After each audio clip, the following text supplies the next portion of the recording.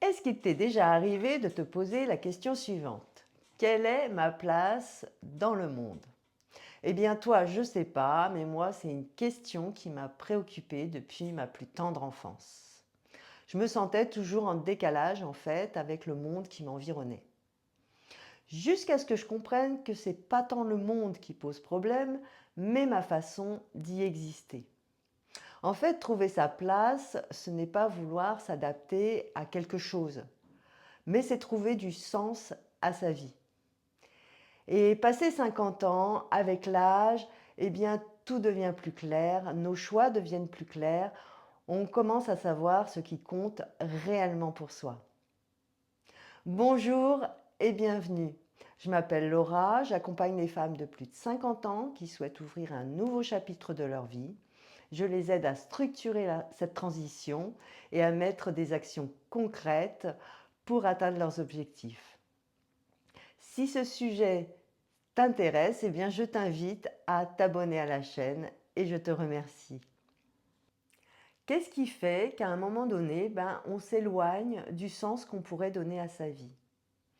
Eh bien cela vient peu à peu avec l'éducation, avec les différents rôles aussi qu'on est mené à prendre tout au long de sa vie, son rôle d'enfant, son rôle de sœur, d'amie, d'épouse, de maman, le rôle aussi que tu as au travers de ta profession. Et puis aussi, à force de répondre eh bien, aux attentes des autres. Et puis aussi avec cette peur d'être rejeté, de ne pas être accepté par les autres. Et bien tout ça, peu à peu, fait que tu t'éloignes de toi-même, tu te déconnectes en fin de compte de toi-même et que tu rentres un peu en mode automatique. Et puis tout ça, ça a un coût, ça arrive à un moment, c'est pareil, ça arrive peu à peu. Tu vas ressentir plus de fatigue, moins d'énergie, tu vas te sentir lassé quelque part, tu auras moins d'envie d'aller de l'avant.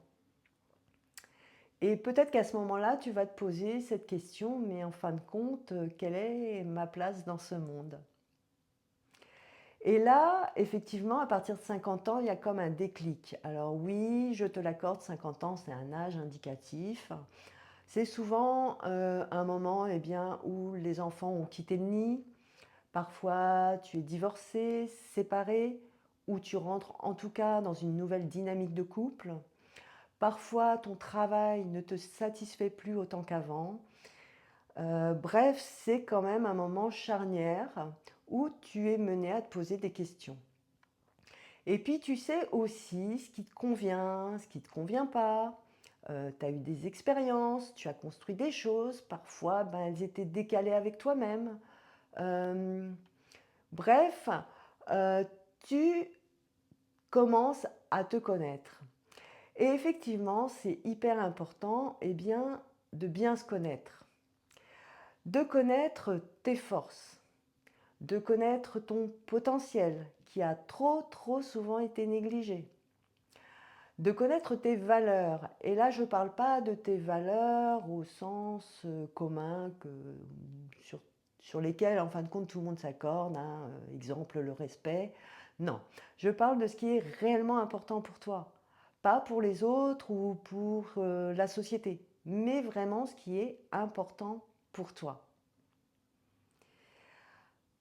Connaître ce qui t'anime, ce qui te nourrit, ce qui vraiment te fait du bien, ce qui fait te sentir vivante. Et tant que tu n'auras pas tout ça, eh bien effectivement, tant que tu n'auras pas cette connaissance de toi-même, tu risques de rester dans ce mode automatique et de passer à côté de ce qui est vraiment important pour toi et ce qui pourrait vraiment donner un sens à ta vie. Et donner un sens à sa vie, alors c'est pas trouver un nouveau rôle, pas du tout. C'est donner une direction en fait qui a du sens, se fixer des objectifs qui ont un vrai sens pour toi. Et à partir de là, tu vas voir que ton énergie va revenir, que la motivation ne sera plus un problème. Et tu vas te sentir à nouveau vivante, régénérés par ces nouveaux objectifs parce qu'ils correspondront réellement à quelque chose pour toi d'important. Alors par contre, on ne va pas le nier, ça demande du courage.